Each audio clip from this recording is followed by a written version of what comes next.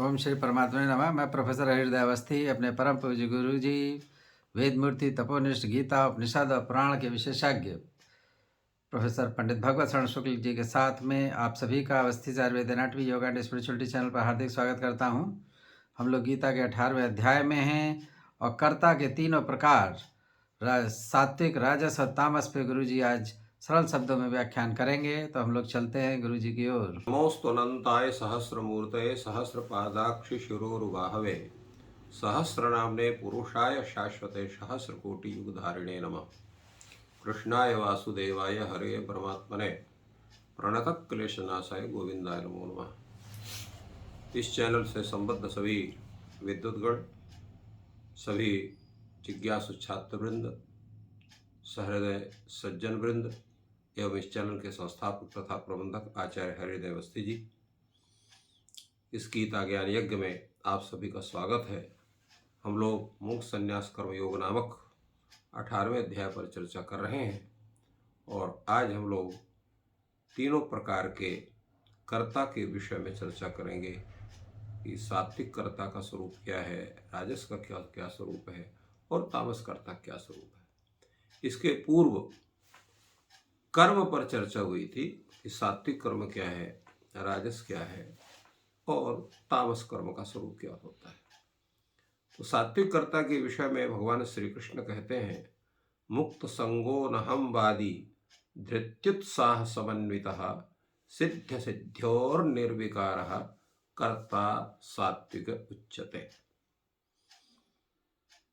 तो कर्ता को मुक्त संग, अनहमवादी, धृति और उत्साह से समन्वित, सिद्धि और असिद्धि में निर्विकार होना चाहिए। तो ये चार स्वरूप सात्विक कर्ता के बतलाए गए। पहला है आपका मुक्त संग। मुक्त संग का तात्पर्य क्या है? मुक्त संग का तात्पर्य है कि समस्त भोगों में जितने प्रकार के भोग हैं उनमें किसी भी प्रकार की आसक्ति संबंध ना हो। संग का अर्थ होता है आसक्ति, उस पर जो है उसको प्राप्त करने की इच्छा। होता क्या है कि मन है, इंद्रिय है, इनके द्वारा हम शरीर से जो भी कर्म करते हैं और उनमें उसके फलस्वरूप हम अपना सम्मान भी चाहते हैं, अपना यश चाहते हैं, अपनी प्रतिष्ठा चाहते हैं, और स्त्री है, पुत्र है, धन है, भवन है, लोक है, परलोक है, अनेक प्रकार की जो स्थिति है उनमें हमारी ममता होती है, उनको चाह होती है, उनमें आसक्ति होती है, उनमें कामना होती है। तो ये सब जिसके अंदर नहीं है, किसी प्रकार की उसको चाह नहीं है, किसी पर उसको ममता नहीं है, सब कुछ होते हुए केवल एक सामान्य संबंधों का निर्वाह करता है, उसको भगवत आज्ञा मान करके या उसको जो है व्यवहार मान करके उसको करता है, परंतु उसमें किसी प्रकार की उसकी आसक्ति नहीं है। तो ऐसा व्यक्ति जो है मुक्त संग कहा जाता है। अनाहमवादी का तात्पर्य क्या है कि मन है, बुद्धि है, इंद्रियां हैं, शरीर है, इनमें जो जितने भी अनात्म पदार्थ हैं उनमें आत्मबुद्धि न होने के कारण उसको अपने कर्तापन का अभिमान नहीं होता है कि मैं इसको कर रहा हूं। तो ये कर्तापन का अभिमान उसको नहीं है। मैंने ये काम को कर लिया, मैं इस काम को कर लूंगा, मैं ही जो है सबका स्वामी हूं, मैं ही भोगी हूं, मैं ही बलवान हूं, मैं ही सुखी हूं इत्याकारक जो स्वरूप है जिसके अंदर नहीं होता है वो अनहमवादी होता है। अर्थात तो केवल जो है निरभिमान होकर के प्रत्येक कार्य का संपादन करता हुआ भी उसके प्रति उसका राग द्वेष से वो अलग रहता है। और धृत्युत्साह समन्विता, धृत्युत्साह समन्विता का तात्पर्य क्या हो गया कि शास्त्र विहित जो भी कर्म है जिसकी व्याख्या कई बार की गई है, तो उनके कार्य के विधान में, उनके साधन में उसका धैर्य टूटना नहीं चाहिए, धैर्य पूर्वक, क्योंकि कार्य के विधान में अनेक प्रकार के कष्ट भी हो सकते हैं, अनेक प्रकार की बाधाएं भी हो सकती हैं, उनको पार करते हुए और पूर्ण रूप से जो है प्रसन्न होकर उस कार्य का विधान होना चाहिए। प्रत्येक कार्य का विधान हम करते हैं तो उसमें 3 स्वरूप कार्य के विधान में बनते हैं। एक अत्यंत प्रसन्नता के साथ कार्य का विधान, तो कठिन कार्य भी सरल लगने लगता है। दूसरा होता है कि उसको सामान्य स्थिति में ठीक है करना है, कर लेते हैं उसको उदासीन भाव से करने का। और तीसरा होता है परेशान होकर करने का, जबरदस्ती मूड में आ पड़ा है, हम नहीं चाहते थे इसको करें, परंतु बिना करे तो निर्वाह नहीं होगा, ऐसा रो रो के उसको करना। तो भगवान कहते हैं कि धैर्य पूर्वक आनंद पूर्वक कार्य को करना। और इतना ही नहीं, भगवान कहते हैं जो है उत्साह के साथ। ये अवसर हमको मिला इस कार्य को करने का, इसलिए इस कार्य को हमको करना ही है। तो उत्साह भी होना चाहिए और धैर्य भी होना चाहिए। तो उससे जो समन्वित होता है कार्य विधान में। और तीसरे क्या है, चौथा है सिद्धि और असिद्धि में निर्विकार कार्य करना है। कार्य का जो कार्य सिद्ध भी हो सकता है, नहीं भी हो सकता है, क्योंकि कार्य की सिद्धि में जितने भी कारण हैं, अगर वो कारण सभी वहां संप्राप्त है तो कार्य सिद्ध स्वतः होगा। अगर एक भी कारण नहीं है तो कार्य सिद्ध नहीं भी हो सकता है। तो जो करता है, जो सात्विक करता है, वो सिद्धि, कार्य के सिद्धि में, कार्य के असिद्धि में वो ध्यान नहीं देता, वो केवल कार्य के संपादन में ध्यान देता है। तो इस प्रकार का जो करता है वो सात्विक कर्ता माना जाता है।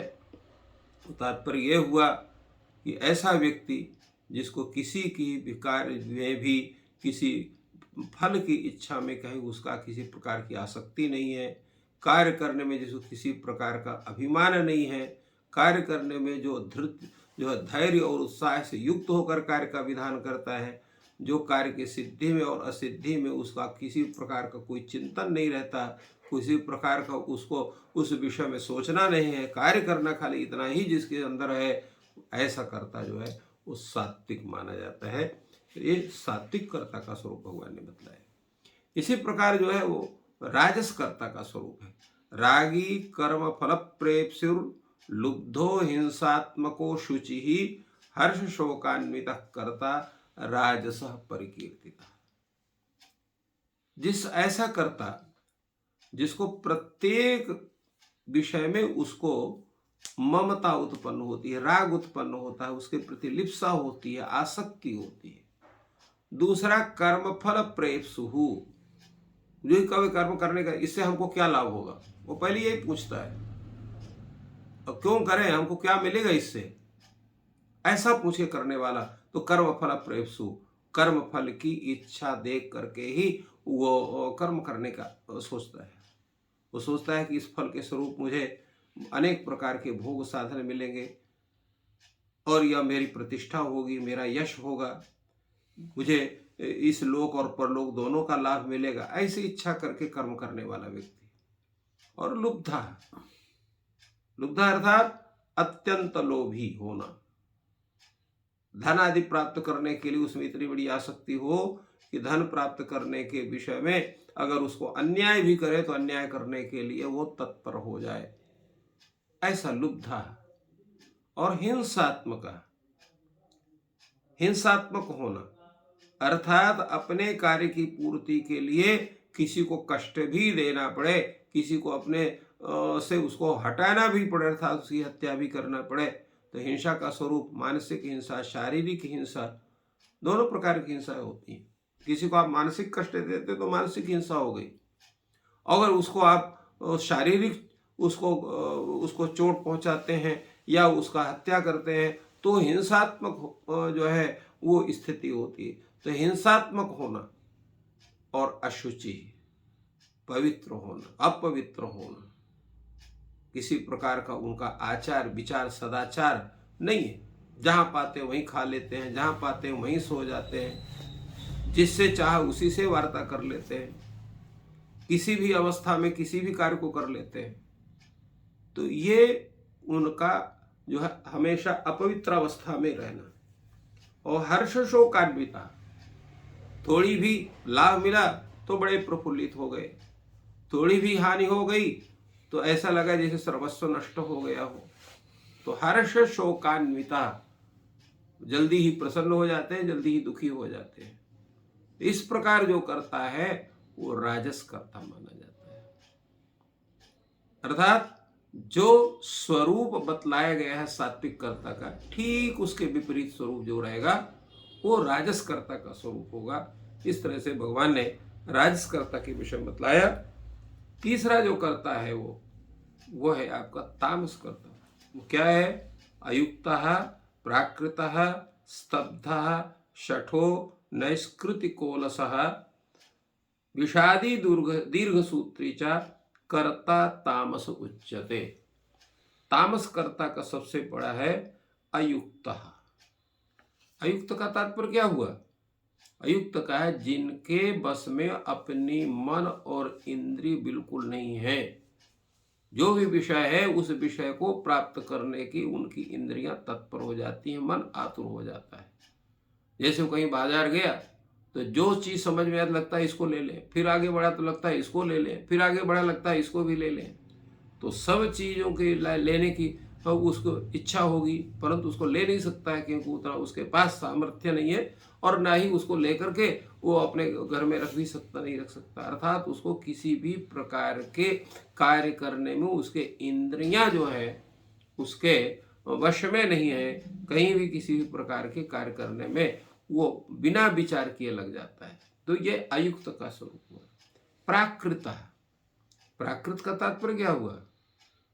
कि जो स्वभाव से उसमें जो है उसका विकास नहीं है, उसके बुद्धि का, बाल बुद्धि जैसे उसकी है तो बड़ा हो गया, सयाना हो गया है, किंतु सोचने का, काम करने का तरीका उसका क्या है? वो बच्चों जैसे है। तो इसलिए उसको प्राकृता कहा गया, माने जिसने अपनी बुद्धि का विकास नहीं किया, उतने में ही रह गया। वो बात करेगा तो जैसे छोटे छोटे बच्चे बात करते हैं जिनको ज्ञान नहीं है, ऐसा बात करता है। तो ये दोष जो है उसका प्राकृत दोष इसको कहते हैं। और तीसरा दोष है स्तब्धा। स्तब्ध का मतलब क्या हुआ? जिसका स्वभाव अत्यंत कठोर है, उसमें बिना किसी के प्रति झुकना वो जानवर नहीं करता है, हमेशा घमंड में चूर रहेगा, किसी को कुछ न समझना, किसी के में कुछ भी बोल देना, कहीं भी लड़ाई कर लेना, इस तरह का जो स्वभाव है उसको कहते हैं स्तब्ध। तो तीसरा दोष स्तब्ध होता है। चौथा है शठः। शठ का तात्पर्य क्या है? जो दूसरे को ठगे और अपने जो है अवगुणों को छिपा करके और जो है रखे और दूसरे का अपकार करे और सामने, सबके सामने अपने को बहुत अच्छा साबित करे, उसको कहते हैं शठ। तो शठ स्वरूप भी उसका होता है तामस कर्ता का। तीसरा है उसका है नैष्कृतिक। नैष्कृतिक का अर्थ क्या होता है? दूसरों के जीविका का नाश करने वाला। किसी को पता चले कि इसकी नौकरी बड़ी अच्छी लगी है तो ऐसा षड्यंत्र करेगा उसकी नौकरी छूट जाए। उसका व्यापार अच्छा चल रहा है तो ऐसा करे उसका व्यापार नष्ट हो जाए। या समाज में उसका बड़ा सम्मान है तो ऐसा कर दें कि इसका उसका असम्मान हो जाए। तो उसको कहते हैं नैष्कृतिक। तो ऐसे मनुष्य को नैष्कृतिक करते हैं जो दूसरे के जो है सुख में बाधा डालने का कार्य करता रहे, उस व्यक्ति को भंग करता रहे। तो ये इस तरह से ये नैष्कृतिक ये पांचवा दोष है। छठा दोष है अलसः। आलस्य से युक्त होना, चलो इसको बाद में कर लेंगे, अभी क्या जाता है, फिर इसके बाद सोचे बाद में कर लेंगे, बाद में करते करते करते पता चला वो समय ही व्यतीत होगा, काम नहीं हो पाया। तो ये आलस्य का स्वरूप है। और विषादी, ये सातवां दोष है विषादी। विषादी का मतलब है थोड़ी भी कोई बात हुई तो उसमें शोक करने लगा। उसको ये नहीं है कि चलो ठीक है हो गया, आगे देखेंगे, आगे इसका संपादन करेंगे।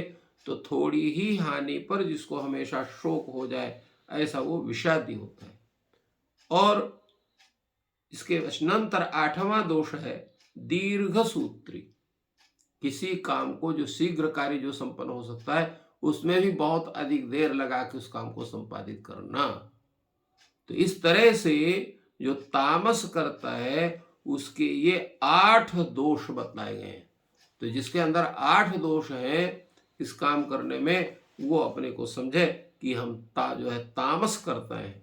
तो सात्विक करता, राजस करता और तामस करता, तीनों के स्वरूपों को भगवान ने बतलाया कि आप किस तरह से अपने स्वरूप को बनाते हैं, किस तरह से कार्य करते हैं। जैसा कार्य करेंगे उसी के अनुसार आपको उस कर्म के करने से, उस स्वरूप में करने से उस तरह का आपको लाभ मिलेगा या हानि होगी। तो व्यक्ति को जब अनेक उसके विकल्प उपस्थित होते हैं तो जो बुद्धिमान व्यक्ति है वह उत्तम विकल्प को चुनता है, सात्विक विकल्प को चुनता है। जो उतना नहीं सोच सकता है, कम बुद्धिमान है, वो राजस को सोचता है कि राजस का स्वरूप को हम प्राप्त करें। और जो सोचना ही नहीं चाहता है, जो हो जाए ठीक है न है, परंतु हमारा काम सिद्ध होना चाहिए, वो तामस के स्वरूप को अपनाता है।